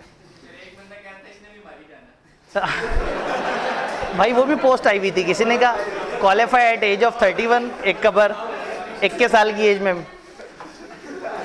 कुछ अरसे पहले एक खातून टीचर आई बड़ी इंटेलिजेंट किस्म की, उसने भी 21-21.5 साल की एज में क्वालिफाई किया था। वो बहुत इंटेलिजेंट थी, बड़ा अच्छी, उसके बड़ा एक्सप्रेशन बड़ा ज़बरदस्त था, वो बड़े अच्छे तरीके से पढ़ाती थी। यानी कि ऑडिट का उनका एक जैसे ट्रायल टाइप होता है कि भाई डेमो लेक्चर दिए जाते हैं, तो मैं उस ग्रुप में बैठा था जिन्होंने असेस करना था, और वो उस ग्रुप में काफ़ी सीनियर लोग मौजूद थे, और उसने बगैर झिझके बड़े अच्छे तरीके से बड़ी आउट क्लास प्रेजेंटेशन दी। और मैंने वाकई सोचा, मैंने कहा यस शुक्र है कोई नए बंदों में कोई ऐसा बंदा आया है जो लग रहा है कि वाकई बड़े शौक से पढ़ा रहा है। तो मेरा ख्याल था कि वो टीचर बहुत आगे तक जाएगी, वो बेचारी 6 महीने नहीं चली। हुआ ये कि बच्चों ने इनकार कर दिया उससे पढ़ने से। उसकी क्लास में से 2 खवातीन वॉकआउट करके बाहर आ गई, ये तो हमसे छोटी है, हमें पढ़ाने आई है। अब वो एक तो बेचारी उसने कम टाइम में किया। अच्छा वो जिसको भी बात करे वो कहे कि अच्छा आप ऑडिट ऐसे पढ़ो, बच्चा दूसरे को नहीं मार के इनकी नहीं सुननी, ये तो इंटेलिजेंट है, आम लोगों के लिए नहीं है। तो सबको ये लगा कि वो टीचर सिर्फ इंटेलिजेंट बच्चों को पढ़ा सकती है, जो सुपर मेहनती बच्चे हैं वो उस टीचर से पढ़ेंगे, और बाकी सब ने जो है उसको रिजेक्ट कर दिया। तो वो एक उस गरीब का कैरियर इस वजह से ख़त्म हो गया आने से पहले ही कि बच्चों ने एक्सेप्ट ही नहीं किया, इस चीज़ को मानने पे तैयार ही नहीं थे कि इतना छोटा बंदा जो है वो हमें कैसे पढ़ा सकता है। तो जो है ना आप लोग बड़े जो है ना बड़े वो हो जाते हैं, पोजेसिव हो जाते हैं इस मामले में कि ये एज वाली बात नहीं होनी चाहिए भाई। वही सीधी सी बात है कि 21 साल वाले के भी जो नसीब में है वो उसी तरह से चल रहा होगा जो आपके नसीब में। किसकी एज ज़्यादा है किसकी एज का मैं नहीं पता। हाँ, लेकिन जो पॉजिटिविटी निकालनी है वो ये है कि उसने कुछ मेहनत की होगी और इसका मतलब है दैट वाज डूएबल। हम वो पॉजिटिविटी निकालें बजाय इसके कि हम जेलस होते रहें और दुखी होते रहें। तो जेलस नहीं होना, जलना नहीं है, मेहनत करनी है। क्या वो लिखा हो तो ट्रक के पीछे, मेहनत कर हसद ना कर, ठीक है। तो बहरहाल ये है कि मैंने ये फिनोमेना देखे और मैंने लिटरली एक टीचर बेचारी को आते साथ ही ख़त्म होते देख लिया कि वो चूँकि उसने कम टाइम में सीए किया था तो उससे कोई पढ़ता ही नहीं था। मैं अपने बचपन में मैं जब पढ़ा रहा होता था, मैं 16 साल से पढ़ा रहा हूँ, तो मैं कुर्ते शलवार पहनने इसलिए शुरू किए कि मैं बड़ा लगूँ, ज़रा मैच्योर लगूँ। कि वो मैं अक्सर अपनी क्लास के बच्चों का एज फेलो होता था और मैं अपने कुछ कुलीग्स को अपनी क्लास में भी पढ़ाया है, तो वो बच्चे नहीं हज़म करते ये वाली बात। वो अल्लाह भला करे मेरा एक पेपर फंसा रहा 5 साल BFD का फाइनल का एक पेपर, मैं 5 साल में बाकी 20 पेपर पास हो गए थे, फिर एक पेपर रह गया। मैंने कहा ये कभी ना कभी निकल जाएगा, मैं टीचिंग में था। वो माशाल्लाह अपने तसल्ली से 10 अटैम्प्ट्स के बाद निकला। लेकिन कम से कम ये है कि वो फिर वो एमी उस वक्त, अब उसमें मसलियत शायद यही थी कि अगर मैं उतनी जल्दी क्वालिफाई कर लेता तो आपने कहना लो ये कैसे पॉसिबल है, ये गलत है, ये हो ही नहीं सकता, ये कौन बंदा 23 साल की एज में क्वालिफाई कर सकता है, ये गलत है। तो अल्लाह ने 5 साल मज़ीद लगा के 28 साल की एज में क्वालिफाई करवाया कि हाँ ठीक है अब गेम सेट है। टाइमिंग में 23 साल की एज में क्वालिफाई हुआ होता तो आप कहते हैं अच्छा FSC 18 साल में होती है, 18 साल के बाद तो 4.5 साल में। नहीं, ये रॉन्ग नंबर है, इससे पढ़ना ही नहीं है। तो ये अल्लाह की तरफ से ही जो है ना वो एक पेपर जो है वो 5 साल तक चलता रहा। खैर आगे चलते हैं। कहने का मतलब है भाईजान मायूस मत हुआ करें, आप कोशिश जारी रखें, अल्लाह आपको भी कामयाबियाँ देगा। कामयाबी एक रेफरेंशियल चीज़ है, किसी को थोड़ा सा जल्दी कुछ सक्सेस मिल जाती है, किसी को किसी और तरह से। हो सकता है वो जल्दी क्वालिफाई कर गया लेकिन हो सकता है उसका कोई भाई ना हो सकता है वो अकेला अकेला फील करता हो इसलिए पढ़ता रहता हो हर वक्त। हो सकता है आपके पास ऐसे भाई मौजूद हों, ऐसे दोस्त मौजूद हों कि जिनकी मौजूदगी में आपको लगता हो कि यार ज़िंदगी गुजारने का मज़ा तो है, ठीक है। तो हर किसी के अपने अपने प्लस माइनस होते हैं। मैंने ये हिसाब लगाया है कि सारे इंसान बराबर होते हैं, तो कभी भी किसी दूसरे की किसी अचीवमेंट पे ये परेशान ना हो कि मैं लाइफ में क्या कर रहा हूँ, कभी मायूस ना हो। हर इंसान का अपना टाइम अपने तरीके से आता है और वो अपने तरीके से चीज़ों को लेके चल रहा होता है।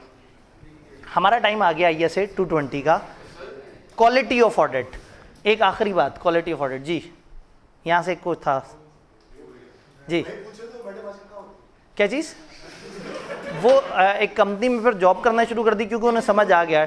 असल में टीचिंग पहले उन्होंने छोड़ी, फिर उन्होंने क्या किया, वो ICAP में आके ना मुख्तलिफ सेशंस में मोटिवेशन देती थी, वो भी उन्हें छोड़ना पड़ गया। को मोटिवेट ही नहीं होता था वो। जेन्युइनली एक दफ़ा बहुत काफ़ी बुरा हुआ, बात छिड़ी है तो मैं कोशिश करता हूँ 2-3 मिनट में किस्सा तमाम करूँ। ICAP में एक ज़माने में सेशन होता था। ICAP क्या करता था, हर कॉलेज से ना किसी एक टीचर को इनवाइट करता था और वो ICAP में जाके बैठते थे और बच्चे सामने बैठे होते थे, बच्चों के सवाल होते थे, हम तैयारी कैसे करें, लिखने वाले पेपर को कैसे करें, आखिरी महीने में क्या करना होता है। बच्चे सवाल पूछते थे, एक मॉडरेटर होता था जो बच्चों का सवाल लेता था और वो कहता था जी बच्चों के ये सवाल हैं आप बताएं। तो सामने 4 स्पेशलिस्ट बैठे होते थे। तो एक दफ़ा ये हुआ कि 3 कॉलेजेस से बंदे मौजूद थे और फिर ICAP ने सोचा कि ये बड़ी जल्दी इसने क्वालिफाई की है, इसको भी पैनलिस्ट के तौर पे बुला लेते हैं। वो भी वहीं पे बैठी हुई। सवाल बच्चे की तरफ से आया कि एक स्टूडेंट को दिन में कितनी देर पढ़ना चाहिए।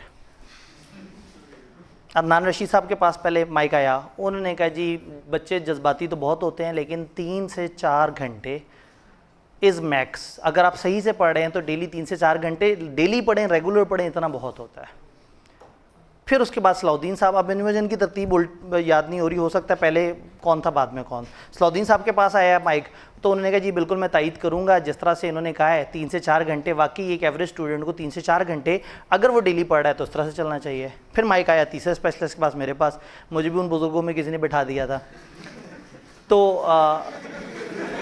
असल में सीनियर लोग हैं ना, तो वो मुझे भी ICAP ने समझा शायद ये भी कोई सीनियर टीचर होगा, तो वो खैर उन्होंने बिठा दिया, ठीक है। असल में ना बंदा आजिज़ी भी नहीं दिखा सकता, आप लोग उसको भी मजाक में उड़ा देते हैं। तो मेरे से सवाल हुआ, मैंने कहा जी बिल्कुल इसी तरह से है। मेरा पर्सनल ओपिनियन तो 3 घंटे से भी कम का है, लेकिन ये है कि अगर एक एवरेज स्टूडेंट है और वो वाकई 3 से 4 घंटे पढ़ता है तो बिल्कुल ठीक है। इससे ज़्यादा पढ़ने की कोशिश नहीं करनी चाहिए, क्योंकि आजकल स्टूडेंट्स बहुत ज़्यादा और एक्टिविटीज़ में भी है। लेकिन ये जो पढ़े ना, मैंने पॉइंट ऐड किया कि इस वक्त फिर मोबाइल नहीं इस्तेमाल करें। ये 3 से 4 घंटे मोबाइल ना इस्तेमाल करें तो 3 घंटे मैक्स है पूरे दिन में, अदर दिन क्लासेस। माइक आया हुरिया के पास, वो खातून, मैंने कहा जी मैं अपने टाइम पे ऐसा करती थी कि सुबह 3:30 का अलार्म लगा लेती थी, अक्सर अलार्म से पहले ही उठ जाती थी। फजर में कोई 2 घंटे का टाइम होता था, सर्दियों का मौसम होता था तो 2 घंटे में फजर से पहले पढ़ लेती थी। फिर फजर के बाद आपको पता है कि सुबह ब्रेकफास्ट के दरमियान 3-4 घंटे मिल जाते हैं, तो थोड़ा सा मैं उस टाइम पर पढ़ लेती थी। फिर उसके बाद जो है वो आर्टिकल्स वगैरह होते थे तो आर्टिकल्स के लिए जाती थी, वहाँ बीच में अगर कभी मौका मिल गया तो कोई किताब खोल के पढ़ ली, कोई इंटरनेट से थोड़ा सा पढ़ लिया, और शाम को अगर जल्दी घर आ गए तो रात खाने से पहले पढ़ लिया और सोने से पहले थोड़ा सा पढ़ लिया। 17 घंटे उसने दिन में से निकाल के दिखा दिए कि वो पढ़ सकती है। तो उसने कहा जी आप भी अगर कमिटेड हो ना, आप ऐसा कर सकते हैं। बच्चों के चेहरों पे हवाइयाँ उड़ी हुई। माइक वापस अगले सवाल की तरफ जा रहा था कि अदनान रशीद साहब ने कहा 1 मिनट माइक इधर लेके आओ, तो इसकी कोई ना सुने। वो असल में ओवर इंटेलिजेंट और ओवर मेहनती लोग जाहिर है टाइम से सक्सेसफुल तो होते हैं, बट 80 to 90% लोग जो है ना उस कैपेसिटी पे नहीं होते। तो रादर देन कि आप जज्बाती हो कि अपनी कैपेसिटी को उस लेवल पे लेके जाएं, आइडियली आपको असेस कर लेना चाहिए आप कहाँ खड़े हैं। अगर आपने ये असेस कर लिया कि आप एक कमज़ोर स्टूडेंट हैं और आप 2 से ज़्यादा पेपर नहीं पास कर सकते और आपने 4 अटैम्प्टें सिर्फ 2-2 पेपर दिए और दोनों 2-2 पेपर पास करते गए और 4 अटैम्प्ट में कैफ क्वालिफाई कर लिया, तो कुछ गलत नहीं किया। एक स्टूडेंट जिसने अपने आप को असेस ही गलत किया और वो हर दफ़ा 5 पेपर उठा के फिर 4 पेपरों पे शिफ्ट होता है, फिर 4 में से 3 पे शिफ्ट होता है, पेपर में 2, फिर 1 में बीमार हो जाता है और 1 में फेल हो जाता है। तो सम टाइम असेस करना ज़रूरी है, अपने आप को असेस ज़रूर कर लिया करें। ये गलत नहीं है, कमज़ोर होना गलत नहीं है, लेकिन ये ना समझना कि मैं कमज़ोर हूँ ये गलत है। हर बंदे की अपनी वीकनेस होती है, कोई किसी जगह इनकम्पैटिबल होता है, कोई किसी जगह इनकम्पैटिबल होता है। अगर आपको लगता है कि मुझे टाइम ज़्यादा लगता है समझने में, तो कोई बात नहीं, आप ज़्यादा टाइम लगाएं, आप कम लोड उठाएं और आप उस लोड को साथ साथ पास करते रहें। एक बंदा जो कि बहुत ज़्यादा कॉन्फिडेंट है और वो 3-3 पेपर दे रहा है और उसके पेपर रह रहे हैं और आप 2-2 पेपर करके पास करते आ रहे हैं, तो आपने कुछ गलत नहीं किया। तो असेस करना इंपॉर्टेंट है। तो किसी भी बंदे को देख के उससे मोटिवेशन ज़रूर लें, लेकिन अगर कोई बहुत ही एक्स्ट्रा ऑर्डिनरी सिचुएशन हो तो ऐसे में शायद आपको परेशानी होगी। और जस्ट लाइक वही कि वहाँ पे 3 टीचर्स खासतौर पे कह रहे थे, क्योंकि हम 80 to 90% ऑडियंस की बात कर रहे थे और वो खातून बात कर रही थी उन बहुत ही थोड़े से लोगों की जो इतने कमिटेड होते हैं, जो वाकई में उठते हैं, पढ़ते हैं, टाइम देते हैं। तो इसलिए ज़्यादातर हमारी गाइडेंस होती है मेजॉरिटी ऑफ द ऑडियंस के लिए। बट अगेन कुछ एक्सेप्शनल भी होते हैं, कुछ एक्सेप्शनली वीक भी होते हैं, कुछ एक्सेप्शनली स्ट्रॉन्ग भी होते हैं। तो अपने आप को समझ लें और अपने समझ के मुताबिक अपने पैटर्न को बनाएं, तो कोई दिक्कत वाली बात नहीं है। क्वालिटी ऑफ ऑडिट तब बेहतर होगी जब उसके कुछ कंपोनेंट्स पूरे हों। हमने कहा एक क्लास में एसी चल रहे हों, कुर्सियां बेहतर हों, टीचर अच्छा पढ़ा रहा हो, स्टडी मटेरियल हो, तो चीज़ें बेहतर हैं। तो एक ऑडिट में क्या होगा, एक ऑडिट में 6 चीज़ें बेहतर होंगी तो ऑडिट अच्छी क्वालिटी का होगा। एक ऑडिट में 6 चीज़ें अगर बेहतर होंगी तो ऑडिट अच्छी क्वालिटी का होगा। अच्छा ऑडिट वो होता है जहाँ पे लीडर ने अपनी रिस्पॉन्सिबिलिटी फॉर ऑडिट सही से प्ले की हो। मैं सबको अलग अलग से भी बताऊंगा। रेलेवेंट एथिकल रिक्वायरमेंट्स पूरी हो रही हो, क्लाइंट रिलेशनशिप और एंगेजमेंट की एक्सेप्टेंस और कंटिन्यूस सही से हुई हो, एंगेजमेंट टीम सही से साइन हुई हुई हो, एंगेजमेंट परफॉर्म सही से हुई हुई हो और ओवरऑल मॉनिटरिंग का फंक्शन फर्म का बहुत अच्छा चल रहा हो। यानी कोई भी फर्म अगर कोई भी ऑडिट कर रही है तो वो ऑडिट अच्छी क्वालिटी का कब होगा, जब उस ऑडिट में 6 बातें पूरी हुई हों। ये 6 बातें, जैसे हमने कहा ना एक अच्छी क्लास के फीचर्स, ये 6 फीचर्स पूरे होंगे तो वो एक अच्छी क्लास है। तो एक अच्छा ऑडिट भी इसको नहीं कहते कि आपने अकाउंट्स बहुत अच्छे तरीके से ऑडिट किए। एक अच्छे ऑडिट में ये 6 खसूसियात होनी चाहिए। ये स्टैंडर्ड सिर्फ इन 6 के बारे में। जैसे ही हम चलते चलते आखिरी पॉइंट पे पहुंचते हैं स्टैंडर्ड ख़त्म हो जाता है। लेकिन इस स्क्रीन पे नहीं, आगे की स्क्रीन पे जब हम डिटेल में चल रहे होंगे, ये 6 कंपोनेंट्स हैं जो आपने याद रखने हैं कि 6 डायमेंशंस होंगी जिसमें अच्छा काम करने का मतलब है ऑडिट अच्छी क्वालिटी का हुआ। इन 6 डायमेंशन में पहली dimension leadership responsibility for quality on audit. अगर एक लीडर ने जिम्मेदारी ली है, लीडर से मुराद है फर्म के अंदर पार्टनर, अगर एक पार्टनर ने कहा ये मेरा ऑडिट है और इस ऑडिट को मैंने नहीं ख़राब करना है, इस ऑडिट में बड़ी अच्छी क्वालिटी दिखानी है, अगर लीडर मुसलसल टीम से कह रहा है यार मेरा ऑडिट ख़राब नहीं होना चाहिए, मैं बड़े अच्छे तरीके से इसको करूँगा, देखूँगा, हर चीज़ चेक करूँगा, हर तरीके से आप लोगों को रिव्यू करूँगा, तो जब सबको पता है कि लीडर पागल हुआ हुआ ऑडिट के पीछे, तो फिर जो टीम मेंबर्स हैं वो भी ध्यान से काम करेंगे। कोई फॉर एग्जांपल एक दो बिल्डिंग्स बन रही हैं और एक जगह कॉन्ट्रैक्टर कहता है बस ये मेरी बिल्डिंग बिल्कुल सही से बननी चाहिए, कोई मसला ना हो, कोई दीवार ख़राब ना हो, ऐसा ना हो वैसा ना हो। दूसरी तरफ कॉन्ट्रैक्टर है वो बस कहता है कि हाँ भाई हर दिन का काम करो और निकलो। तो जिस जगह कॉन्ट्रैक्टर बहुत ज़्यादा क्यूरियस है कि मेरी चीज़ सही होनी चाहिए, ये बिल्डिंग सही होनी चाहिए, उधर लोग बहुत ध्यान से काम करेंगे क्योंकि सर पे मुसलसल एक सुपरविजन है, और जहाँ सुपरविजन नहीं है वो काम बस फीका सही होगा। तो सबसे पहली चीज़ है कि एंगेजमेंट पार्टनर रिस्पॉन्सिबिलिटी ले ओवरऑल ऑडिट की क्वालिटी की, और इंश्योर करे और आगे बढ़ के अपने लीडर होने का फ़र्ज़ अदा करे कि हाँ भाई मैं लीडर हूँ, मेरे अंडर जो ऑडिट है वो अच्छी क्वालिटी का होना चाहिए।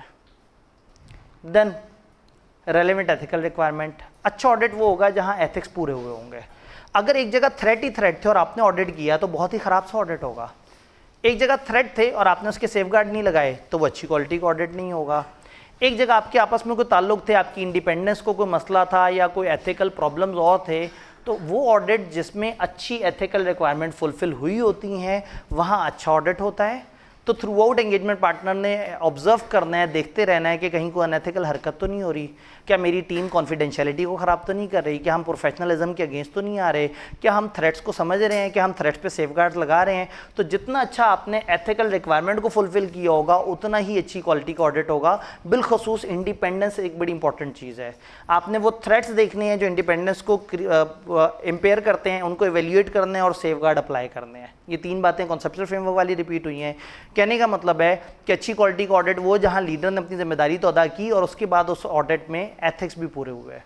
तो होता ये है कि टीम जब ऑडिट पे जा रही होती है तो अक्सर उनसे एक चेकलिस्ट साइन करवाई जाती है जिसमें वो बताते हैं कि इस ऑडिट में हमारा कोई ब्लड रिलेशन नहीं है, इस क्लाइंट के साथ हमारा कोई पर्सनल रिलेशन नहीं है, हमारा कोई बिजनेस इंटरेस्ट नहीं है, हम लोग ये वादा करते हैं कि हम कॉन्फिडेंशियलिटी का एहतराम करेंगे, हम इस तरह से करेंगे। तो वो ऑडिट जिसमें एथिक्स पे ज़्यादा जोर दी गई होगी मोस्ट प्रॉब्ली उसकी क्वालिटी किसी और ऑडिट से बेहतर होगी।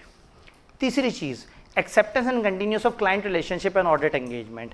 मैं इस एक पॉइंट के बहाने से वो जो हमारे इस चैप्टर में तीसरी चीज़ है वो भी मैक्सिमम कवर करा दूंगा। Acceptance and continuous of client relationship and audit engagement. Acceptance and continuous ये दो अलग अलग बातें हैं। एक्सेप्टेंस का मतलब है पहली दफ़ा एक्सेप्ट करना और कंटिन्यूस का मतलब है पिछली दफ़ा से आप ऑडिट कर रहे हैं उसको कंटिन्यू करना। Client relationship and audit engagements, client relationship client के साथ एक रिलेशन एक्सेप्ट करना और ऑडिट एंगेजमेंट ऑडिट एक्सेप्ट करना। इसका मतलब ये है कि दो लेवल है। सबसे पहले आपने क्लाइंट एक्सेप्ट करना है, फिर ऑडिट एक्सेप्ट करना है। मुझे एक क्लाइंट आके कहता है कि हमारा ऑडिट एक्सेप्ट करो कि मेरे पास टाइम भी है, मेरे पास रिसोर्सेज भी है, मेरे पास कंपिटेंस भी है, वो पैसे भी मुनासिब दे रहे हैं और मुझे उनका फ्रेमवर्क भी समझ आता है, लेकिन वो दहशतगर्द ऑर्गेनाइजेशन है। लोगों ने कोई बात नहीं, खैर है, पैसे आ रहे हैं। तो कहने का मतलब है कि अगर तो क्लाइंट ही नहीं एक्सेप्ट हुआ तो ऑडिट एंगेजमेंट एक्सेप्ट होना तो बात की बात है। सबसे पहले जब भी मुझे एक क्लाइंट आके कहे कि क्या आप हमें कोई सर्विस प्रोवाइड करोगे, सर्विस तो बाद में देखेंगे कौन सी है, पहले देखेंगे क्लाइंट कौन सा है। क्लाइंट इलीगल एक्टिविटीज़ में तो नहीं इन्वॉल्व, क्लाइंट की इंटेग्रिटी का मसला तो नहीं। मैं क्लाइंट की स्क्रीनिंग करूंगा, मैं मार्केट से रेफरेंसेस लूंगा, लोगों से पूछूंगा यार ये एक नई कंपनी है, इसके साथ किसी ने काम किया, ये कैसे लोग हैं, ये कौन से ग्रुप का पार्ट हैं, ये लोग किस किस्म का बिजनेस करते हैं, ये कौन से इदारे में लाइसेंस हैं, ये किस जगह पर रजिस्टर्ड है। तो हम एक इदारे की तहकीक करेंगे, पहले देखेंगे कि क्या कहीं हम गलत लोगों की तरफ तो नहीं जा रहे। अगर मशहूर हैं कि वो झूठे लोग हैं, मशहूर हैं कि वो ऑडिटर को तंग करते हैं, मशहूर हैं कि वो अच्छे लोग नहीं हैं, तो फिर मुझे उनका ऑडिट एक्सेप्ट नहीं करना चाहिए। सबसे पहले तो क्लाइंट की एक्सेप्टेंस। फर्ज करें क्लाइंट एक्सेप्ट हो गया, मैं कहता हूँ बहुत ही दीनदार नेक लोग हैं, अच्छे लोग हैं, कोई दो नंबरी नहीं है, कोई बेमानी नहीं है, ठीक है मैं इनका काम कर सकता हूँ। अब देखना है काम कौन सा दे रहे हैं, काम दे रहे हैं मुझे टैक्स का, वो तो मुझे नहीं आता। तो क्लाइंट एक्सेप्ट होने के बाद शायद मैं उनकी असाइनमेंट एक्सेप्ट नहीं कर रहा। तो ऐसे में अगर वो मुझे कहते हैं ऑडिट करो, तो क्लाइंट तो अच्छा है, पहले तो मैंने क्लाइंट को देखा वो कैसा है, अब अपने गिरबान में झांकना है। क्या मेरे पास टाइम है, क्या मेरे पास उतने रिसोर्सेज हैं, क्या मेरे पास उतनी कंपिटेंस है, ये क्लाइंट है एक स्टॉक एक्सचेंज टाइप का, क्या मेरी टीम को स्टॉक एक्सचेंज के बारे में पता है। तो पहले देखना है कि क्लाइंट एक्सेप्ट करें या ना करें, फिर देखना है कि क्या हम इस क्लाइंट का ऑडिट कर सकते हैं या नहीं कर सकते। तो ऑडिट करते हुए जो चीज़ इंपॉर्टेंट है वो टाइम, रिसोर्सेज और कंपिटेंस, क्लाइंट के लिए जो चीज़ इंपॉर्टेंट है उनकी लीगैलिटी ऑफ बिजनेस, उनके दोषा विद गवर्नेंस की इंटेग्रिटी और उनका ओवरऑल मार्केट में रिप्यूट। ये काम एक्सेप्टेंस पहली दफ़ा जब हो रही है तो बहुत ज़्यादा डिटेल में करना है, but at any given recurring audit आपने दोबारा से देखना है कि क्या अभी क्लाइंट कुछ और गलत एक्टिविटीज़ में तो नहीं इन्वॉल्व हो गया। फर्स्ट करें क्लाइंट नहीं इन्वॉल्व हुआ, देखना है कि आप पिछले साल तो मेरे पास टाइम था, क्या इस वक्त मेरे पास टाइम है, क्या इस दफ़ा मेरे पास उतने रिसोर्सेज हैं, क्या मेरे पास इस वक्त उतनी कंपिटेंस है। हो सकता है लास्ट टाइम टीम में एक ऐसा सीनियर था जिसको बड़ा अच्छा इनका सिस्टम पता है, वो छोड़ गया हमें, तो शायद इस वक्त हमारे पास पूरी team as a whole competent नहीं है। तो आपने ये देखना है कि एक्सेप्टेंस एंड कंटिन्यूस के प्रोसीजर्स लगे या नहीं लगे, यानी कि आपने देखना है कि इंटेग्रिटी ऑफ प्रिंसिपल ओनर की मैनेजमेंट किस तरह से है, क्या हम कंपिटेंट टू परफॉर्म है, क्या हमारे पास कैपेबिलिटीज़ हैं, क्या टाइम और रिसोर्सेज हैं, क्या रेलेवेंट एथिकल रिक्वायरमेंट पूरी हो रही हैं, और क्या थ्रू आउट जो सिग्निफिकेंट मैटर्स वगैरह सामने अभी आए हैं या पिछले ऑडिट्स के हैं, क्या उनका हमने इम्पैक्ट देख लिया है। अगर हमें सब कुछ ओवरऑल ओके लगता है तो हम ऑडिट और क्लाइंट दोनों एक्सेप्ट कर सकते हैं। अदरवाइज ऐसा हो सकता है कि क्लाइंट एक्सेप्ट करने के बाद भी हम कहें सॉरी भाई हम इसको ऑडिट नहीं कर सकते। क्लाइंट को एक्सेप्ट करते हुए एक बड़ा टिपिकल प्रोसीजर होता है, आप पिछले ऑडिटर को खत लिखते हैं। आप क्लाइंट से पहले इजाज़त लेते हैं, जब क्लाइंट आपको इजाज़त दे देता है तो आप पिछले ऑडिटर को खत लिखते हैं और उससे कहते हैं tell us any reason why we should not accept this engagement. हमें कुछ ऐसा बताओ जिसकी बेस पे हमें पता लगे कि हम ये असाइनमेंट एक्सेप्ट ना करें। तो इसका मतलब ये है कि आप पिछले बंदे से प्रोफेशनल क्लियरेंस ले रहे हैं। अगर इन्होंने उसके पैसे मारे हैं, अगर इन्होंने उसको तंग किया है, अगर इन्होंने कुछ उसके साथ अच्छा नहीं किया, एविडेंस नहीं लेने देते थे, मसले ही मसले थे, तंग आके घबरा के वो निकला था, तो वो हमें बताएगा। उसने कॉन्फिडेंशियलिटी को फॉलो करना है, अभी हम एक्सेप्ट नहीं हुए तो हमें उतनी इन्फॉर्मेशन बतानी है जितनी प्रोफेशनल ड्यूटी है उसकी, उससे ज़्यादा नहीं। याद है प्रोफेशनल ड्यूटी में एक्सेप्शन थी। अगर हमें उससे रब्ता करने की इजाज़त नहीं है तो हम आईकेएफ से पूछेंगे कि भाई जब वो बंदा छोड़ के जा रहा था तो उसने रिप्रेजेंटेशन क्या जमा कराई थी। तो अगर एक किसी भी चार्टर्ड अकाउंटेंट को रिज़ाइन करना हो, रिमूव करना हो, रिटायर हो रहा हो किसी भी तरह का, तो वो एक रिप्रेजेंटेशन बना के आईकेएफ को भी भेजता है, जिसमें अगर कोई नेगेटिव पॉजिटिव बात है तो वो आईकेएफ को रिपोर्ट करता है। तो आने वाला ऑडिटर पहले कोशिश करेगा पिछले ऑडिटर से रब्ता करेगी, आपको यहाँ 220 में नज़र नहीं आएगा। ये मैंने कहा ना, इस टॉपिक की आड़ में मैं आपको एथिक्स वाला जो थोड़ा सा पोर्शन किताब में आगे 1.5 सफ़े का दिया हुआ है, मैं उसको बताने की कोशिश कर रहा हूँ। तो आप पिछले ऑडिटर से ओके करेंगे। अगर पिछले ऑडिटर से रब्ता करने की इजाज़त नहीं दे रहे या उसने आपको मना कर दिया और आपको लग रहा है कि सब ओके है और पिछले वाले ने बिला वजह मना किया, आप आईकेएफ से रब्ता कर सकते हैं कि एक एथिकल कन्फ्लिक्ट है, पिछला बंदा मना कर रहा है लेकिन हमें लग रहा है कि शायद उसका पर्सनल कोई गुस्सा है जिस वजह से मना कर रहा है। तो आईकेएफ सिचुएशन को देखेगा, आईकेएफ के पास रिप्रेजेंटेशन गई होगी, आप उसे पढ़ेंगे और उसके बाद प्रोफेशनल जजमेंट की बेस पर डिसीजन लेंगे कि क्या मैं ये ऑडिट एक्सेप्ट करूँ या ना करूँ। तो एक्सेप्टेंस और कंटिन्यूस के वक्त आपने स्पेसिफिकली कुछ प्रोसीजर्स लगाने हैं, जिसमें ख़ास ये है कि एग्जिस्टिंग ऑडिटर जो है या जो नया आने वाला जो ऑडिटर है वो पिछले वाला ऑडिटर से रब्ता करे, जो इनकमिंग प्रोफेशनल है वो आउटगोइंग प्रोफेशनल से रब्ता करे, जो रिटायरिंग प्रोफेशनल है उससे रब्ता करे, जो कि इस वक्त तो जो इस वक्त आ रहा है उसको हम कहते हैं प्रोपोज चार्टर्ड अकाउंटेंट, और जो मौजूदा है जो बैठा हुआ है वहाँ पे वो एग्जिस्टिंग या रिटायरिंग चार्टर्ड अकाउंटेंट कहलाता है। तो आप उससे रब्ता करते हैं, लेकिन इस रब्ते के लिए क्लाइंट की इजाज़त चाहिए, और क्लाइंट अगर इजाज़त नहीं देता तो इसका मतलब है कि कुछ ना कुछ गड़बड़ हो सकती है। आपने लीडर की जिम्मेदारी भी अदा कर दी, आपने एथिक्स भी सारे फॉलो कर लिए और आपने क्लाइंट और एंगेजमेंट को सिलेक्ट भी अच्छे तरीके से कर लिया। अब अगला काम है टीम भी अच्छे तरीके से सिलेक्ट करनी है। टीम अच्छे तरीके से साइन होनी चाहिए। आपकी टीम में सीनियर भी हों, जूनियर भी हों। अगर सारे जूनियर हों तो फिर जिम्मेदारी कौन लेगा और मुश्किल बातें कौन समझेगा। अगर सारे सीनियर हो तो काम कौन करेगा। तो आपको जूनियर भी चाहिए, सीनियर भी चाहिए, कुछ समझाने वाले चाहिए, कुछ समझने वाले चाहिए, कुछ कम कॉम्पिटेंट चाहिए, कुछ ज़्यादा कॉम्पिटेंट चाहिए। तो हम ये कहते हैं कि आपने अपनी पूरी टीम को, partner and the team collectively देखना है कि क्या हमारे पास कॉम्पिटेंस है। अगर कंपिटेंस नहीं है तो क्या एक्सपर्ट को इन्वॉल्व करके हम अपनी कंपिटेंस बेहतर कर सकते हैं। इसका मतलब है कि आपने हर ऑडिट पे जब टीम सेलेक्ट करनी है तो टीम सेलेक्ट करते हुए देखना है कि कलेक्टिवली ये सारी टीम मिलके अच्छे लेवल पे ऑडिट कर सकेगी या नहीं कर सकेगी। तो हो सकता है टीम में एक बंदा सीनियर लेवल का, उसको बहुत अच्छी नॉलेज हो और बाकियों को ना हो, तो भी हम कहेंगे कि कलेक्टिवली एंगेजमेंट टीम और एक्सपर्ट कलेक्टिवली के पास अप्रोप्रिएट कंपिटेंस और इस तरह की कैपेबिलिटीज़ हैं कि जिसकी वजह से आप एक ऑडिट ओपिनियन दे सकें, जिसकी वजह से आप स्टैंडर्ड्स को फॉलो कर सकें। तो चौथी चीज़ ये है कि टीम अच्छी सिलेक्ट करनी है। अगर आप इंश्योरेंस को ऑडिट करने जा रहे हैं तो कोशिश करेंगे टीम में कम से कम एक दो ऐसे बंदे डालें जिन्होंने इंश्योरेंस कैसे पहले काम किया हुआ हो। अगर पहली दफ़ा कर रहे हैं तो कोशिश करें कि जो लीडर है उसने अच्छी तरह से ट्रेनिंग हासिल की हो और कम से कम एक आध एक्सपर्ट को इन्वॉल्व किया हो, और एक इंडिपेंडेंट चार्टर्ड अकाउंटेंट किसी दूसरे महकमे का हम अपने साथ लगाए रखें जो हमें साथ साथ गाइड करे ताकि हम गलत क्वालिटी का ऑडिट ना कर दें। तो एंगेजमेंट टीम अच्छे तरीके से साइन होनी चाहिए। भाई कुछ कहना चाहते हैं?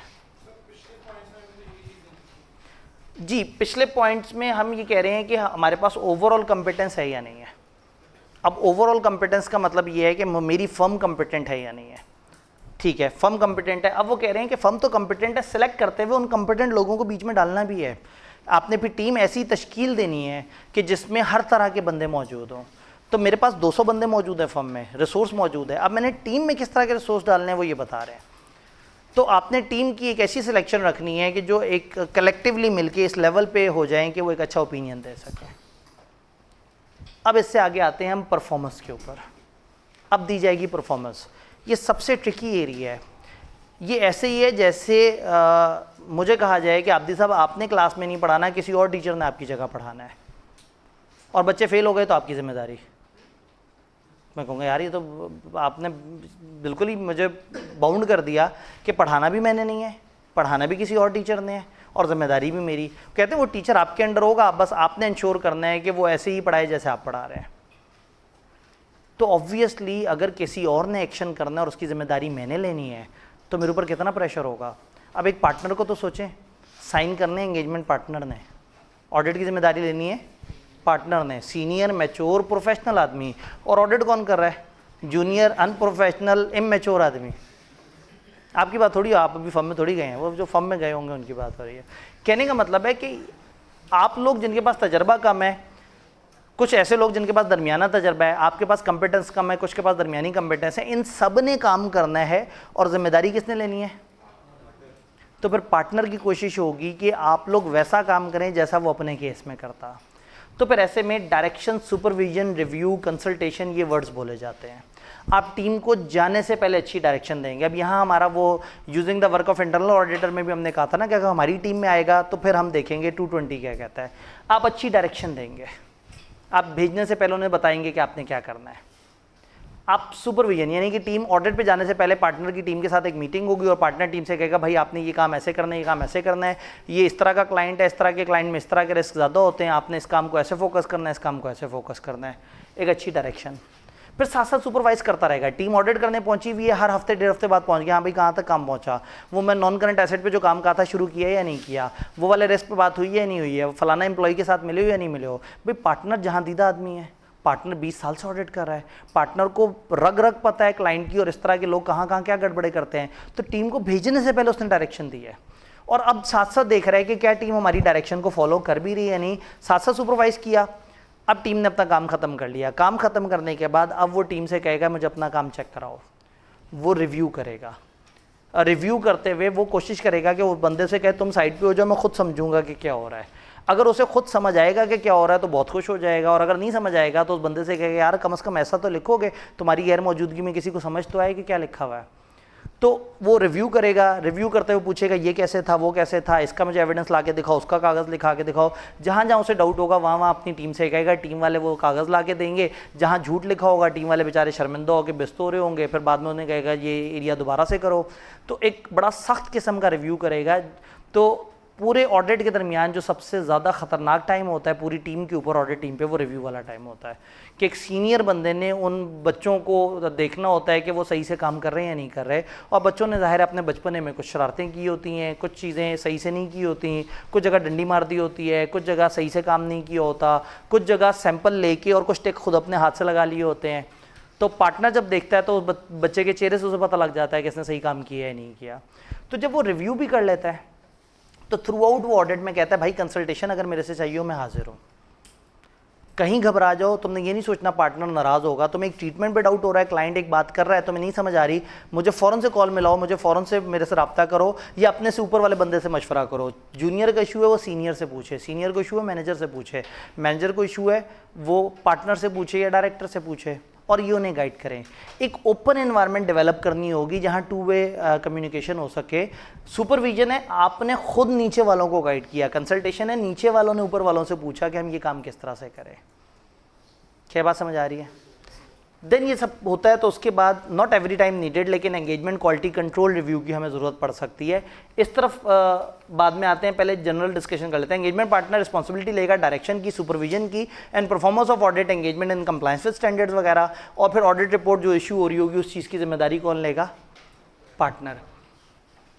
देन हमने कहा रिव्यू का मतलब है उसने चेक करना है कि स्टैंडर्ड्स फॉलो हुए या नहीं हुए, सिग्निफिकेंट मैटर्स हाईलाइट हुए थे या नहीं हुए थे, क्या कंसल्टेशन ली थी या नहीं ली थी, क्या वर्क को दोबारा करने की ज़रूरत तो नहीं, क्या वर्क और कंक्लूजन और एविडेंस आपस में सपोर्ट कर रहे हैं एक दूसरे को, सफिशिएंट अप्रोप्रिएट चीज़ें मिल गई हैं, क्या एंगेजमेंट के प्रोसीजर्स जो हमारे थे क्या वो सही से पूरे हो गए हैं, क्या उनका मकसद पूरा हो गया है, तो फिर उसे तसल्ली हो जाएगी कि हाँ भाई अब ये काम सही हुआ है। कंसल्टेशन में हमने बात की कि वो रिस्पॉन्सिबिलिटी लेगा कि टीम अप्रोप्रिएट कंसल्टेशंस लेती रहे, और जब भी कोई कन्फ्लिक्ट ऑफ ओपिनियन आए, कन्फ्यूजन आए, तो टीम वाले हमेशा पूछा करें और हमेशा साथ साथ गाइडेंस लें।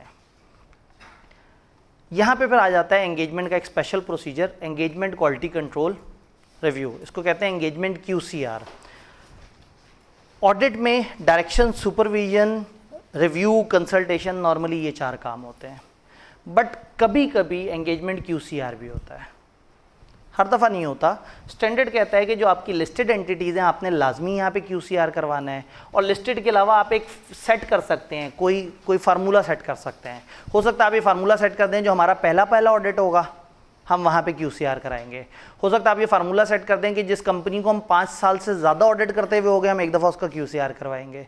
फार्मूला ये भी हो सकता है कि जिस कंपनी का टर्नओवर 2 बिलियन होगा हम उसका QCR करेंगे।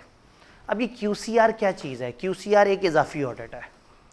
एक ऑडिट हो चुका हुआ है, पार्टनर ने चीज़ों को देख लिया है, अब पार्टनर के ऊपर एक और पार्टनर आ जाए, एक सीनियर एंगेजमेंट पार्टनर हो जो पार्टनर को देखे और पार्टनर से डिस्कशन करें सिग्निफिकेंट मैटर के ऊपर, क्या फाइनेंशियल थी, आपने किस किस्म की रिपोर्ट दी, क्या प्रॉब्लम्स आए थे, किस तरह से, यानी पार्टनर ने टीम को देखा कि उन्होंने सही काम किया नहीं किया। एंगेजमेंट QCR वाला बंदा हमारे पार्टनर को देख रहा है कि क्या उसने अपनी जिम्मेदारी अदा की थी, क्या उसने एथिक्स फॉलो करवाए थे, क्या उसने डायरेक्शन दी थी, क्या उसने सुपरविजन दी थी, क्या उसने अगर इस ओपिनियन तक पहुंचा है तो वो सही ग्राउंड पे पहुंचा है। फिर अपने तौर पे थोड़ा सा ये डॉक्यूमेंट्स को भी देख लेगा। तो इस बंदे की मीटिंग टीम के साथ नहीं होगी, इसकी मेन मीटिंग होगी पार्टनर के साथ, और ये पार्टनर का रिव्यू करके समझने की कोशिश करेगा कि क्या पार्टनर ने ऑडिट सही से किया है। तो यूँ समझे हमारे एक ऑडिट में एक एडिशनल जिम्मेदार बंदा आ जाएगा जो चीज़ों को देखे। आइडियली हमारे सीनियर पार्टनर्स में से होगा, आइडियली डिफरेंट डिपार्टमेंट के पार्टनर्स में से होगा जिसका हमारे साथ को ज़्यादा इंटरेस्ट ना हो। जो छोटी फर्म्स हैं वो एक दूसरे से रब्ता कर लेती हैं, एक फर्म का पार्टनर दूसरे को QCR कर देता है, दूसरे का पार्टनर पहले को QCR कर देता है। बड़ी फर्म्स की अपने नेटवर्क फर्म्स होती हैं, लाहौर फॉर क्वेश्चन कराची वालों से रिव्यू करवा लेंगे, कराची वाले इस्लामाबाद वाले से करवा लेंगे, तो ये एक दूसरे के पार्टनर रोटेट करके चीज़ों को रिव्यू करते रहते हैं।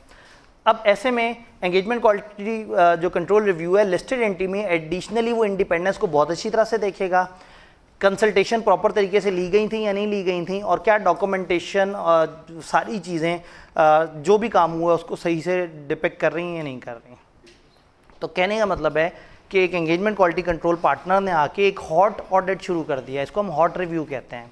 एक कोल्ड रिव्यू होता है जो IKF वाले करते हैं, चलते फिरते अचानक से फर्म सेलेक्ट करते हैं, उस पर जाके कहते हैं ये 2 क्लाइंट्स के 2 साल पहले के ऑडिट वो ले आए डॉक्यूमेंट्स, फिर 2 साल पहले के उस डॉक्यूमेंट्स को देख के देखते हैं कि क्या उस वक्त ऑडिट सही हुआ था। अब इससे उस क्लाइंट को तो फ़ायदा नहीं होगा, लेकिन 2 साल पुरानी फाइल का मतलब है कि उसमें डॉक्यूमेंट्स पूरे होने चाहिए।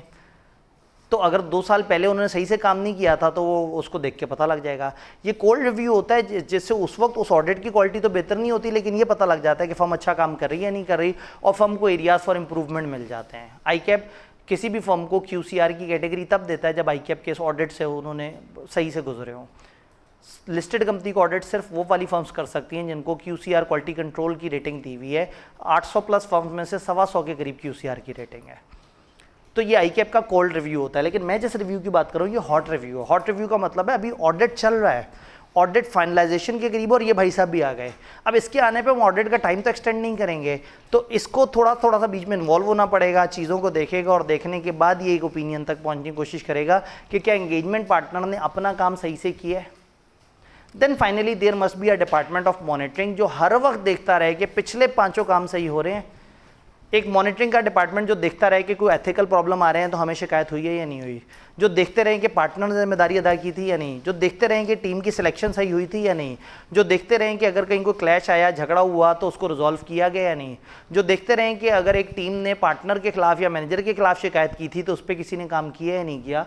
तो एक ओवरऑल मॉनिटरिंग का सिस्टम होना चाहिए जो हर वक्त ये देखता रहे कि हमारी फर्म अपने तमाम ऑडिट्स पे ओवरऑल काम सही से कर रही है या नहीं कर रही। तो बाकी 5 काम एंगेजमेंट पार्टनर के जिम्मे थे। मॉनिटरिंग के अंदर आपका जो फर्म है वो कोशिश करेगी ओवरऑल, और एंगेजमेंट पार्टनर कंसिडर करेगा मॉनिटरिंग प्रोसेस के जो रिजल्ट हैं उससे देखेगा कि मॉनिटरिंग से क्या चीज़ें सामने आई और उससे उसको सीखने का मौका मिलेगा, या वो देखेगा कि हमारी फर्म सही से चीज़ों को लेके चल रही है या नहीं चल रही। डन। तो हमने बात की थी कि जब ये 6 ख़त्म होते हैं तो हमारा स्टैंडर्ड ख़त्म हो जाता है। फाइनली आप डॉक्यूमेंट कर लेंगे आपको क्या एथिकल इश्यूज़ मिले, क्या आपने इंडिपेंडेंस रिक्वायरमेंट के बारे में फैसला किया, एक्सेप्टेंस कंटिन्यूस के ऊपर आपने क्या काम किए, और नेचर, स्कोप और कंक्लूजन जो आपकी कंसल्टेशन से हुई वो क्या थी। एंगेजमेंट क्वालिटी कंट्रोल रिव्यूअर क्या डॉक्यूमेंट करेगा, फर्म या एंगेजमेंट क्वालिटी कंट्रोल रिव्यू के ऊपर क्या प्रोसीजर लगाए गए, ये कंप्लीट हो गया है उस डेट से पहले तक ऑडिट रिपोर्ट, और रिव्यूअर को ऐसी कोई अनरिजॉल्व मैटर का नहीं पता जिसकी वजह से वो कहे कि ये लोग सही काम नहीं कर रहे। तो टेक्निकली एक अच्छा ऑडिट मतलब उसमें 6 फीचर्स पूरे हों। 6 फीचर्स क्या हैं भला? लीडरशिप रिस्पॉन्सिबिलिटी अदा करे, एथिकल रिस्पॉन्सिबिलिटी अदा हो, acceptance continuous of client, assignment of team, engagement की परफॉर्मेंस, असल में जो एंगेजमेंट जो असल में काम होना है सबसे बड़ा स्टेप तो यही है, और फाइनली मॉनिटरिंग। ये 6 काम पूरे हो जाएंगे तो हम कहेंगे कि एक ऑडिट में अच्छी क्वालिटी मौजूद थी। डन। यहाँ पे एक सिंबॉलिक 10 मिनट की ब्रेक करते हैं ताकि फिर हम अपने अगले, और जो थोड़ा सा एथिक्स का पोर्शन है वो मैंने बीच में बिटवीन द लाइंस इसके साथ जोड़ के साथ साथ कराता जा रहा था। तो 10 मिनट की ब्रेक करके और फिर हम आते हैं अपने चैप्टर नंबर 11 की तरफ जो रिलेटेड पार्टी है। मैं सवाल की तरफ आता हूँ लेकिन सवाल ब्रेक में हो जाए तो अच्छा है ताकि बाकी लोग जो बाहर जाके एक दफ़ा मुंह पे छींटा मार के आना चाहें। 443 हो रहे हैं तो 453, चलें 1 मिनट इजाफी कर लें, 454। आप 50